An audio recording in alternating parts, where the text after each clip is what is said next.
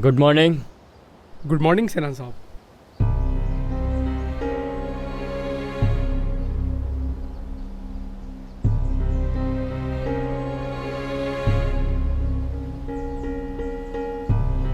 चलो हम चलते हैं। नहीं, मैं चली जाऊंगी, तुम फिक्र मत करो। पक्की बात है? हाँ हाँ, मैंने पहले ही टैक्सी बुला ली थी। चलो, खुदा हाफिज।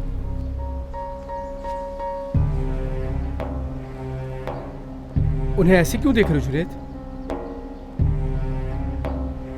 कोई मसला है तो बताओ। नहीं, ऐसी कोई बात नहीं है।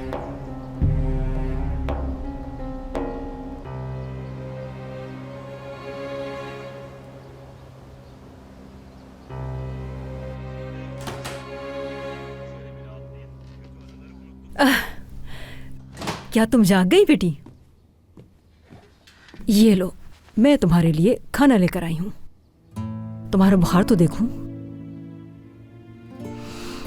तुम्हारा बुखार उतर गया? हाँ, अब मैं ठीक हूँ। लेकिन अगर कोई पूछे तो आप कह देना नसरीन की तबीयत बहुत खराब है, ठीक है ना? ठीक है, बता दूंगी, लेकिन वो तुम्हारी परवाह नहीं करते। अब तुम जल्दी से ये पी के खत्म करो, ठीक है?